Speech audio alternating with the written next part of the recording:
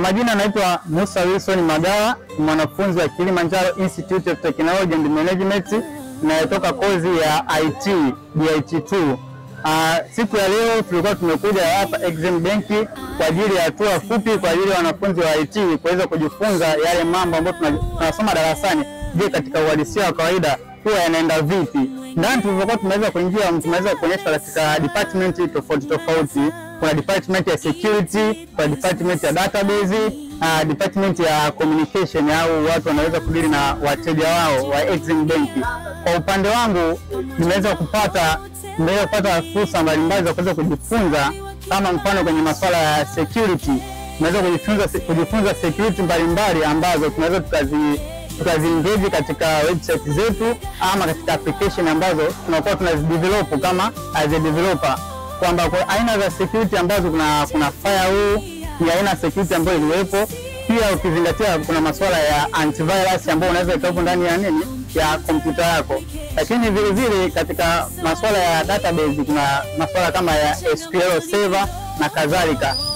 Pia nipende kukipongeza sana chuo chetu kwa sababu inavyokuwa inafanya tour kama hizi za wanafunzi wanaenda kujifunza kwa vitendo, inaongeza wanafunzi kuwa na experience ya kuwa kitu gani anatenda kusomea na kinatendeka katika misingi ipi. Sasa hiyo inamuongezea umakini mwanafunzi ama inamuongezea additional information ambazo ukiachana na zile zilizosoma darasani, kwa sababu darasani unaweza kushangaa kuna vitu ambavyo sio vyote unavyosoma, kuna vingine unaenda kuvijua mbeleni the way unavyozidi kuchimba kile unachokisomea wewe mwenyewe.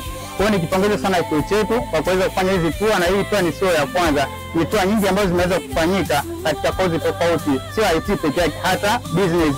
Kila kozi inakuwa inatoa kulingana na sehemu husika na kitu wanachokisomea. Kwa hiyo kwa upande wangu nimeweza kujifunza vitu vingi na nakishukuru sana chuo changu kwa kuwa na tour bora na kwa wanafunzi bora ili kuweza kutoa wanafunzi wenye weledi mkubwa na uwezo mkubwa katika kile walichokisomea ama walichokibebea.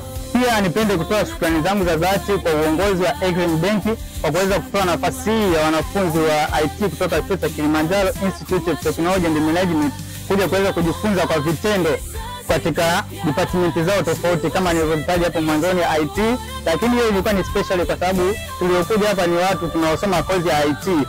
Ndio maana tumekuja moja kwa moja katika masuala ya IT kuangalia nini tunaweza tukajifunza.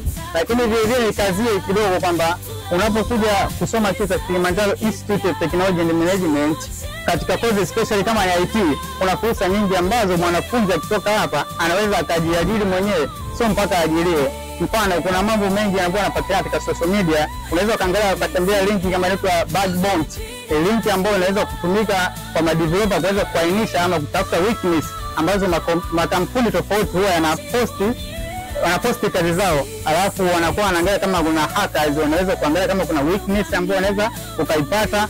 Kwa siku unaandaa ripoti unaotumia, unaweza ukaipatia kipato. Hapo mwanafunzi unakuwa umeweza kujiajiri wewe mwenyewe na kujiingizia kipato kidogo. Lakini vile vile unaweza ukaendelea kuwa developer na kuendelea kukuza knowledge yako katika kitu ulichokibebea.